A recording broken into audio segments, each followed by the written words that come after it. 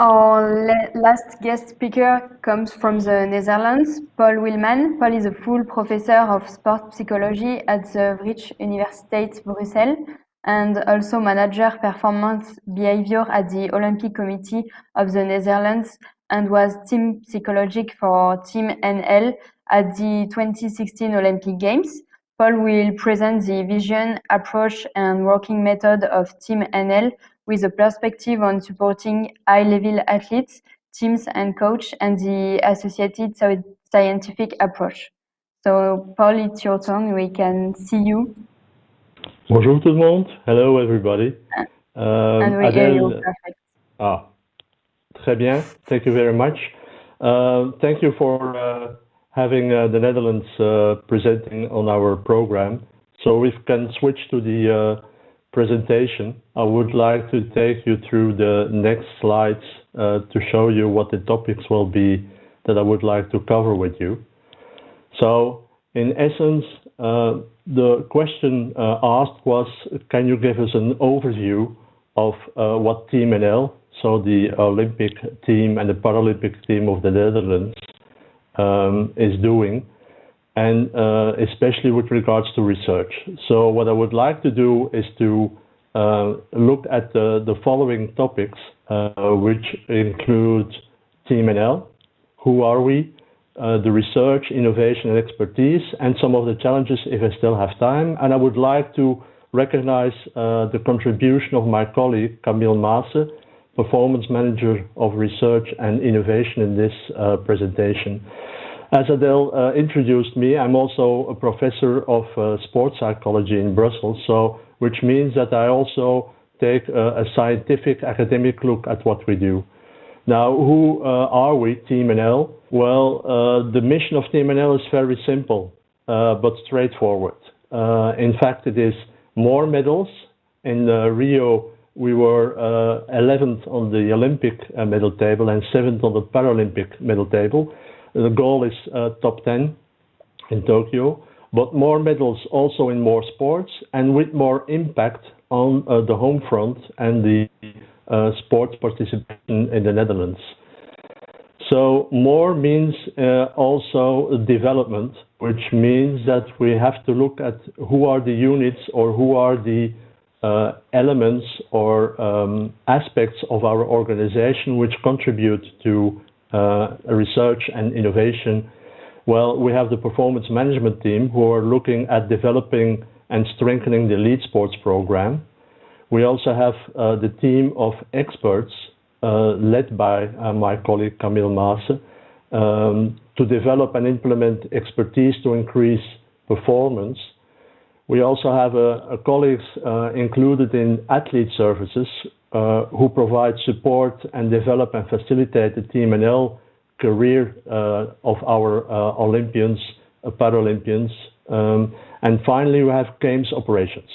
Those are the colleagues who are responsible for optimizing the performance climate for every mission, every championship, every games we participate in. So when I go to the TeamNL experts, who are the people looking at research, innovation, and provide the expertise, I would say that we have generally similar expertise as in the other presentations.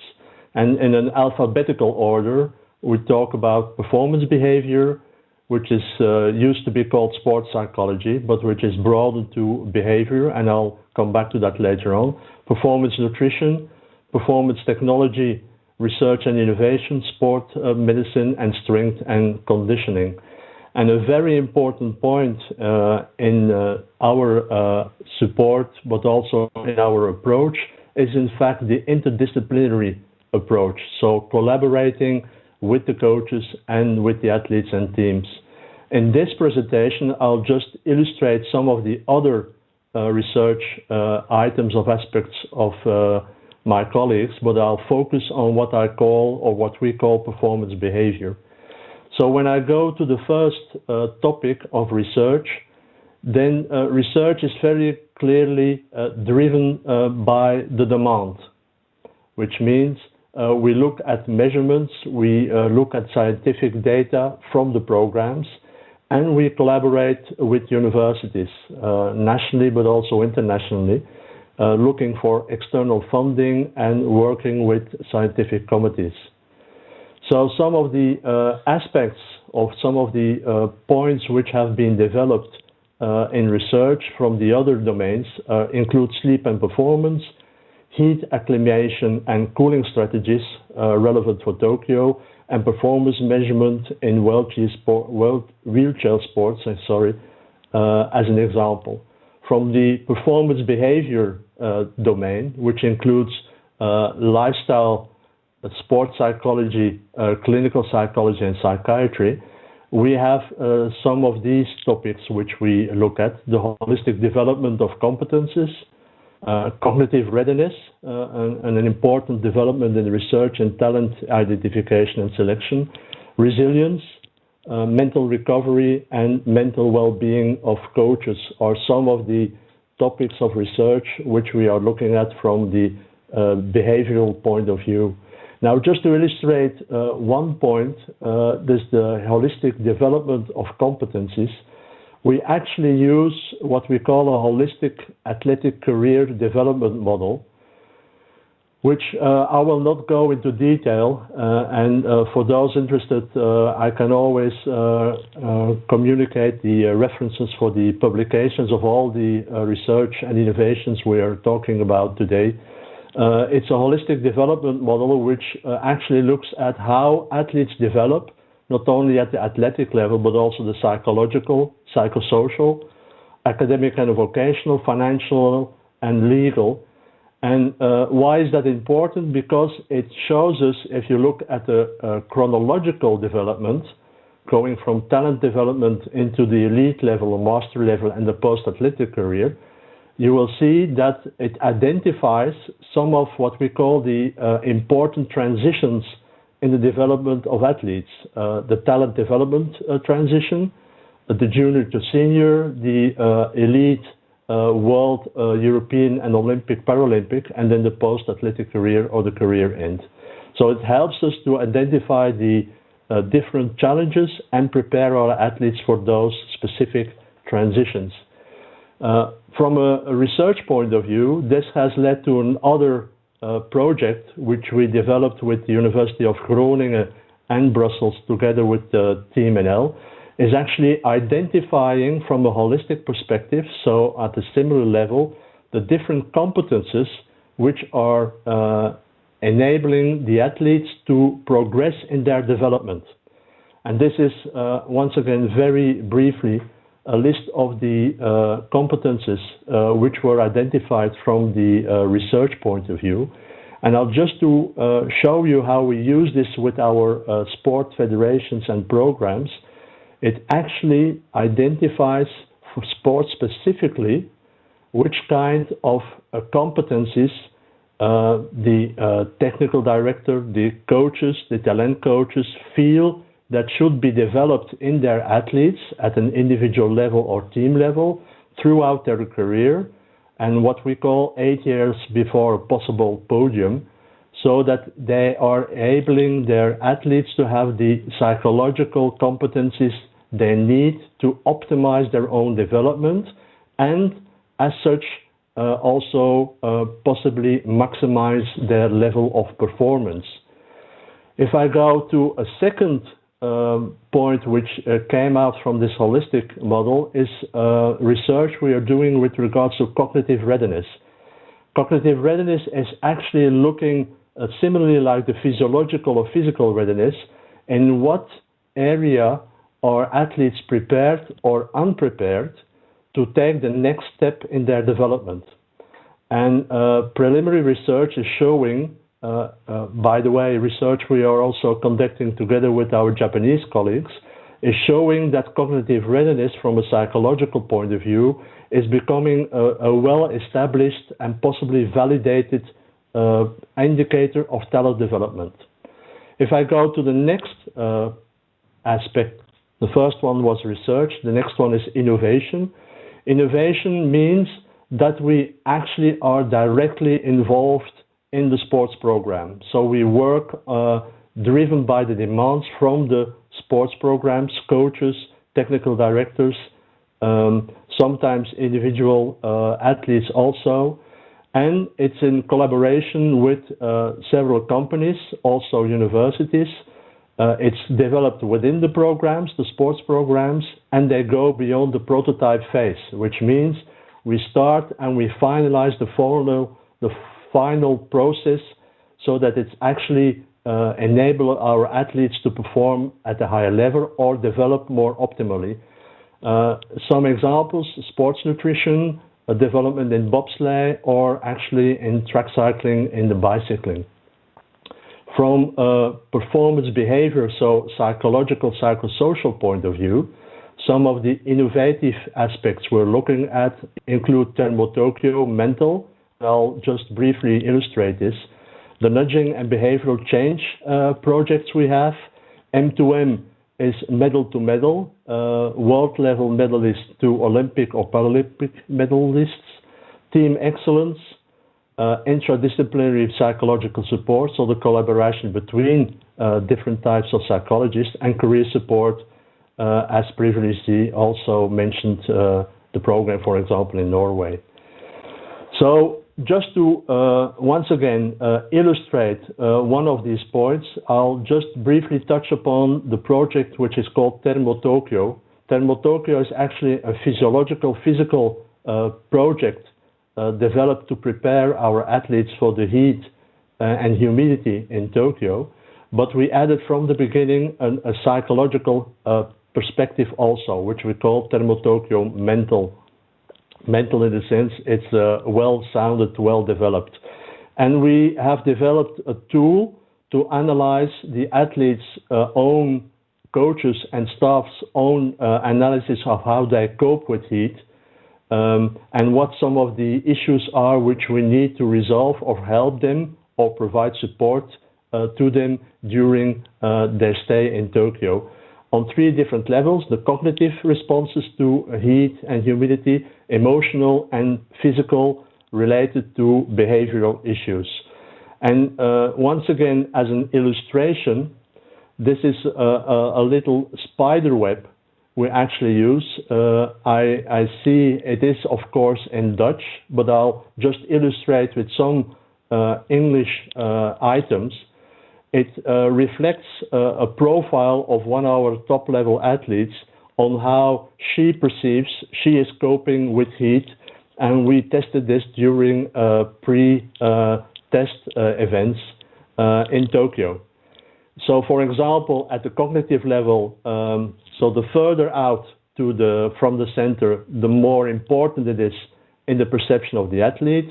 Negative thoughts, lost in details, or problems or issues with decision making. From an emotional perspective, it's getting stressed, reluctant to put in effort, or feeling fatigued, and nervousness. And from a behavioral point of view, we see that feeling too hot, feeling too thirsty, which is actually a crucial point also from the perspective of nutrition, feeling pressurized physically, and exhausted faster. So it helps us to identify the perception of the athletes themselves in order, and this is just a model I'm showing, a very simplistic representation of the model we use then to develop their competencies and the support at the psychological and psychosocial level in order to prepare them. And this has been going on together with the physiological perspective since almost now 3 years before Tokyo. So innovation was the second point. The third point is expertise, and especially expertise, which means that we are on the field or next to the field, next to the swimming pool, or next to the pitch, or in the hall. So means that we have experts on the ground, so that they are well known to coaches, to staff, but also to athletes and to teams. And it is reflected in a group of what we call embedded scientists we have working in field labs, meaning they're integrated within the sport-specific program. And we also have our experts in our 5 TeamNL centers where they work in an interdisciplinary way. From the perspective of psychology, performance behavior, the points we add in our expertise is a competency-based team of experts. And I'll just give you an idea of who they are. Mental health, which has been an enormous important point since at least 4 to 5 years. Psychological impact of corona and measures, which I'll just briefly illustrate what our approach was. Eating disorders, mental support also for the experts themselves and for the staff, and the team psychologists for the Olympic and Paralympic-based games. So when I look at the competency-based team, so what are we talking about? Well, just once again, a simplified way of showing possible issues at the psychological and psychosocial level. And once again, this is very simplified because this is not reality, but it is more for a visual representation. You could go from the green side, peak performance, into good mental health, going to normal health, but then going into submental illness or active mental illness, which means we have set up a system which we in which we provide experts for daily functioning and enhancing performance on the one hand, but also for counseling and therapeutic treatment. And if I just give you an idea of who are these experts, well, optimizing daily functioning and enhancing performance is the elite sport and lifestyle coaches, of which we have 13 in the team. Sports psychologists or performance psychologists, and on the other side, or the integrated side, I should say, the counseling psychologist, clinical psychologist, and psychiatrists. So those 3 latter ones provide individual support, while the first 2 provide daily support or are embedded in the system. And a very important challenge which I found when starting with this team was having not the interdisciplinary, but the intradisciplinary collaboration. So how do you optimize the collaboration between a sports psychologist and a clinical psychologist working with the same athlete, for example? And that's a point I've raised internationally also to my colleagues in psychology, that not only the but intradisciplinary collaboration is a very important issue. And the development is as such that during the past years, we have been able, these are the 5 rings representing the 5 TeamNL centers in the Netherlands. In each of these centers, we have a similar team of experts, counseling, clinical psychologists, sports psychologists, lifestyle coaches working together. So we provide regional support with the same expertise. And just because it was mentioned at the beginning of this webinar, I'm just going to show you or give you a peek on what we did with regards to Corona and the anti-Corona measures. First of all, and that was the first step we actually took, was increasing the online availability, because we couldn't go in live contact, but the online availability of our network of psychologists, so that athletes, coaches, staff members, experts, and others could come into contact with our specialists in order to discuss each of the challenges they faced with regards to Corona and the measures. A second point, in parallel, we started a survey looking at the challenges, and once again we used what we call a holistic perspective, which means we looked at the different elements, not only at the sports level, but also in their total whole life. Some of the points which we came across was uncertainty, motivation issues, issues in daily functioning. For example, one of the points which was very relevant, some of our athletes were now 24/7 at home, while in normal circumstances they would be abroad for many weeks or months. So adapting to the home setting was a crucial one. Career planning, some of the athletes planned to have a new career or a change in their athletic career after Tokyo 2020, and now we're faced with a one-year delay. Subclinical psychological problems were also there, and on the other hand, some of the athletes and coaches said this time of Corona provides us opportunities, for example, to work on mental skills or psychological competencies. So using the feedback from the online sessions as well as the survey which we conducted, and in collaboration with the athletes committee from TeamNL, we developed a set of specific fact sheets, recommendations, also podcasts. We also did sessions online on with regards for the psychological impact. How do you cope with those? It was warm-heartedly welcomed by the IOC in their 365 program, and actually one of our colleagues in Japan actually translated also those fact sheets to use locally. Building resilience, how do you do this? How do you cope with the specificity of Corona?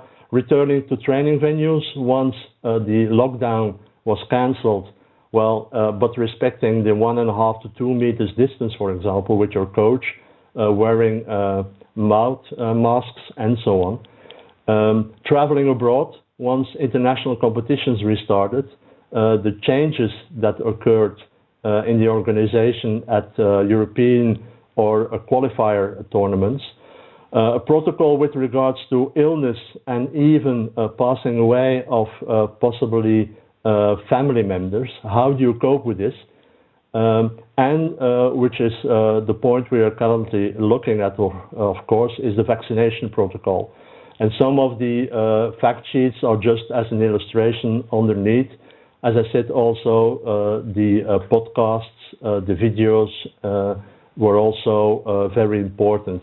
And a final point, which I think was a very specific recognition of the psychological issues and the psychosocial issues of Corona, is adding a performance behavior or psychological expert to the central crisis management team of NOC-NSF, the Olympic Committee of the Netherlands, to look at some of the measures which were taken and what the impact could be on the psychological and, as I said, psychosocial level.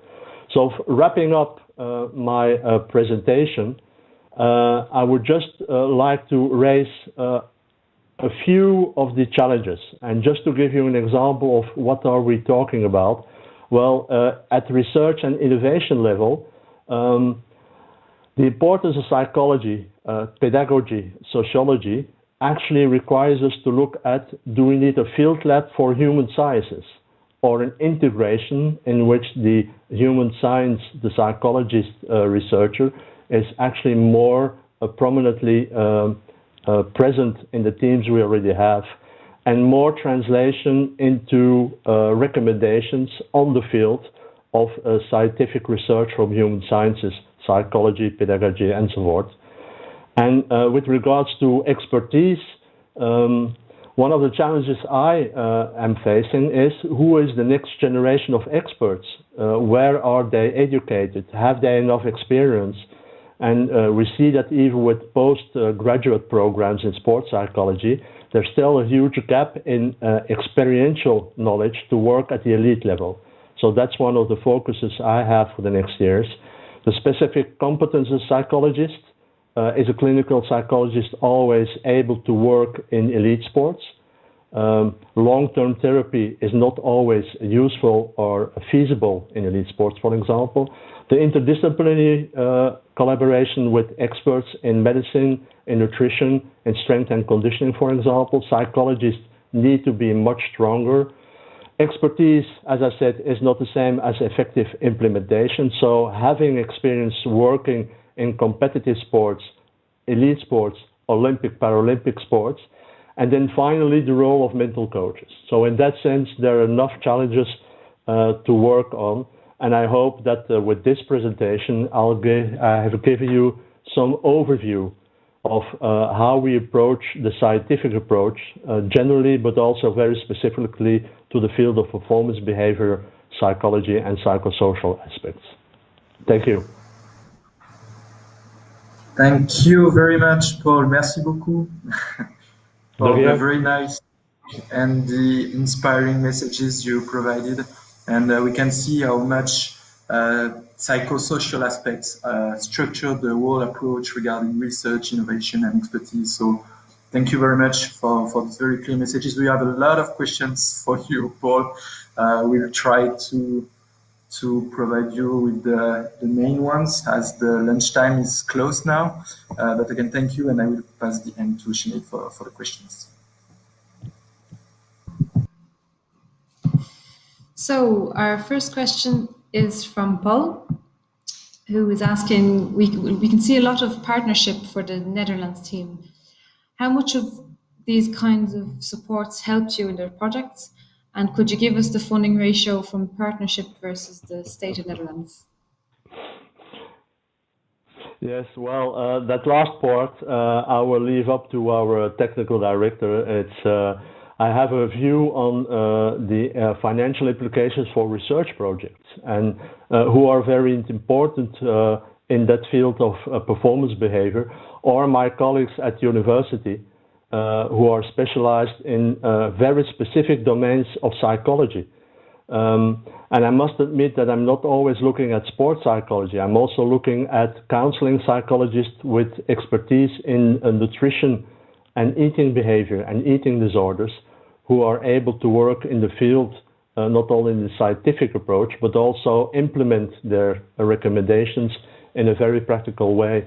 So the first port of call for me is actually colleagues in the scientific community. But secondly, and that's, I think, is a very important part of my role, keeping in touch with my colleagues, which we call performance managers. Those are the colleagues who are in the programs, in the sports day-to-day basis, and they pick up feedback, they pick up points which we need to address.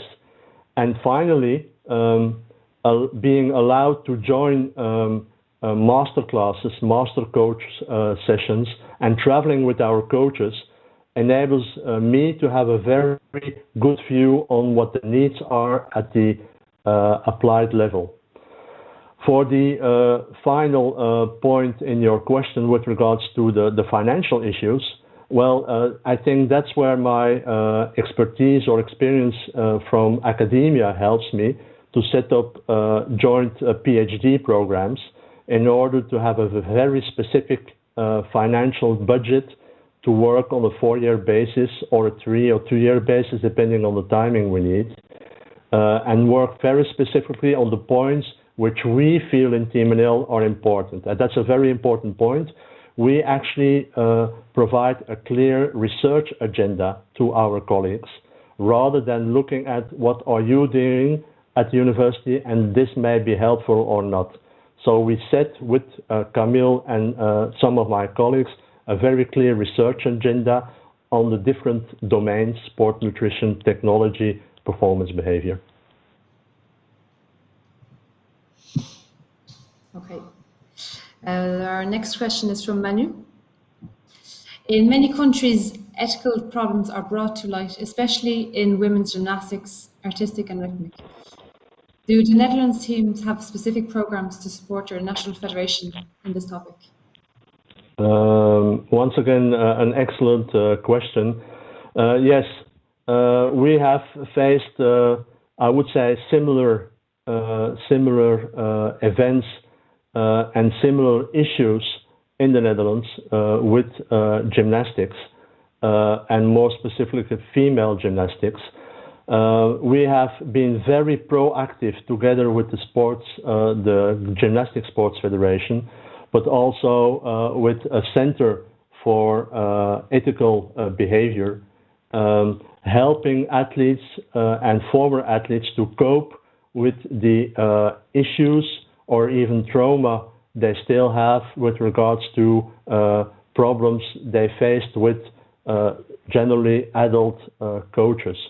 During the last years, there have been several major changes.